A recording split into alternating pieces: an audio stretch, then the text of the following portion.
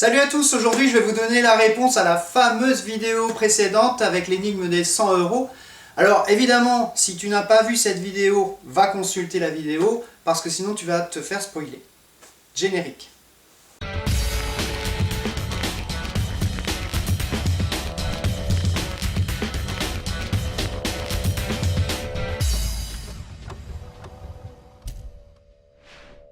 Alors, dans la vidéo précédente, j'ai insisté lourdement sur le fait que moi, ce qui m'intéressait, c'était pas forcément d'avoir un calcul qui permette de retomber sur ses pattes, mais plutôt bien de savoir quelle était précisément l'erreur de raisonnement qu'on commettait. Alors, pour répondre clairement à cette question, ça va être assez simple. On va développer après parce que l'énigme est passionnante et on peut digresser sur plein de trucs. Mais d'abord, la réponse. Pourquoi on ne retombe pas sur ces 100 €? Réponse, parce que quand on fait 49 plus 49 plus 1, on additionne des nombres qui n'ont rien à voir entre eux et que du coup il n'y a aucune raison de retomber sur les 100 €. Pour comprendre ça un peu mieux, il faut revenir un peu à la source et se poser la question, qu'est-ce que c'est qu'une addition?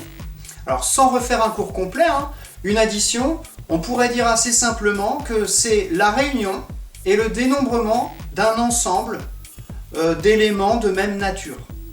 Voilà, prenons des éléments dans un ensemble, prenons des carottes par exemple.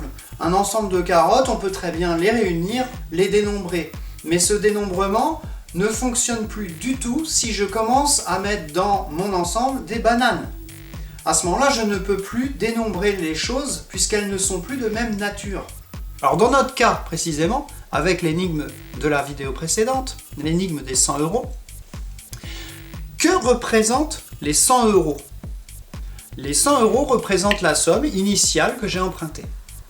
Comment je peux aboutir à ces 100 € si je pars de ce qui me reste à rembourser? C'est simple. Les 100 €, c'est ce qui me reste à rembourser plus ce que j'ai déjà remboursé. En d'autres termes, ces 100 €, c'est les 98 € qui me restent à rembourser plus les 2 € que j'ai déjà remboursés. 98 plus 2 égale 100. Là, il n'y a aucun problème. Résultat, Arnaud. Le compte est bon. Et Jean-Claude? Le compte est bon. Mais si on en croit l'énoncé, de quoi on fait la somme dans l'énoncé? 49 €, ce que je dois à mon père, plus 49 €, ce que je dois à ma mère, plus 1 €, le reliquat de la monnaie d'un truc que j'ai acheté. D'accord, je veux bien faire la somme de ces trucs-là, mais là on est dans le même cas que les carottes et les bananes. Il n'y a aucune raison que cette somme nous ramène à la somme prêtée initiale. Aucune. Alors on peut s'intéresser à une autre question qui est assez passionnante. Vous aurez compris que en fait c'est moins une énigme qu'un piège. Et la question qu'on peut se poser, c'est pourquoi on tombe tous dedans. Alors pour répondre à cette question, j'ai fait appel à Christophe de la formidable chaîne Hygiène Mentale. Et avec Christophe, on est d'accord sur le fait que dans la résolution d'une énigme comme ça, on est souvent victime d'un biais de confirmation. Alors qu'est-ce que c'est qu'un biais de confirmation? C'est un biais cognitif qui nous conduit à toujours privilégier un argument plutôt qu'un autre, et parce que cet argument va dans le sens d'une idée préconçue, une croyance, ou dans le cas d'un scientifique, de ce qu'on veut démontrer. Voilà. C'est par exemple le biais de confirmation qui nous fait toujours penser que notre file d'attente, elle est toujours plus longue que celle d'à côté. Voilà. Mais je ne vais pas m'étendre plus sur le biais de confirmation, vous avez des vidéos excellentissimes que je vais vous mettre en lien en description et ici. Allez les voir, c'est vraiment passionnant, allez les voir mais après la mienne. Alors dans notre cas, dans notre énigme, qu'est-ce qui fait qu'on a un biais de confirmation? C'est parce qu'en fait, on veut retomber sur ce 100. Parce que ça tombe juste. Ne me demandez pas pourquoi. On aime ce qui tombe juste. Christophe de la formidable chaîne Hygiène Mentale me dit que les profs de maths, ils sont forcément pour quelque chose. Et je suis obligé d'avouer qu'il a une part de raison là-dedans. Quand je faisais des maths, effectivement, quand je résolvais des équations, j'avais jamais une solution x égale 0,428 ou x égale 17,452. En général, c'est x égale 4, x égale 5, x égale 12, ça tombe toujours plutôt juste. Mais, rassurez-vous les profs de maths, vous n'êtes pas les seuls fautifs, parce que quand on y réfléchit un petit peu, en fait, tout dans la vie tombe juste. En tout cas, tout ce que l'homme construit tombe juste. Je veux dire par là, moi, quand je vais retirer des sous au distributeur, je ne peux pas retirer 19,24 €. C'est 20 €. Quand on se donne rendez-vous quelque part, on ne se donne jamais rendez-vous à 19h27. C'est 19h30. Et dans notre cas, comme ce que je dois à mes parents, ça fait 98 € et que ça se rapproche de 100, eh ben, on a envie d'aller vers ce 100 en faisant des sommes. Et en fait, à tout prix, on va essayer d'aller faire la somme de trucs pour que ça retombe sur le 100. Faites le test, ça peut être intéressant. Posez l'énigme à un ami, mais au lieu de dire que vos parents vous ont prêté 100 €, dites que vos parents vous ont prêté 102 €. Et je vous assure que l'énigme elle va être beaucoup moins passionnante et moins percutante au moment où vous allez dire où est passé le dernier euro qui nous ramène à 102.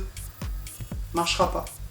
Et là on arrive à un autre aspect qui est hyper intéressant qu'a soulevé Christophe de la chaîne Hygiène Mentale. C'est la nature de l'énoncé. La question qu'on pose à la fin de l'énoncé de l'énigme, elle est à elle seule responsable quasiment du biais de confirmation dont on va être victime. Où est passé le dernier euro ? Il n'y a pas de dernier euro. C'est ce qu'on appelle une question orientée, une question chargée. C'est une question dont on admet une partie de l'énoncé pour pouvoir répondre. Christophe me donnait l'excellent exemple. Pensez-vous que Dieu est bon ou mauvais ? Dans cette phrase, on suppose l'existence de Dieu. Ou bien, moi je vais en inventer une. Diriez-vous que les mathématiques sont difficiles plus pour les garçons ou pour les filles ?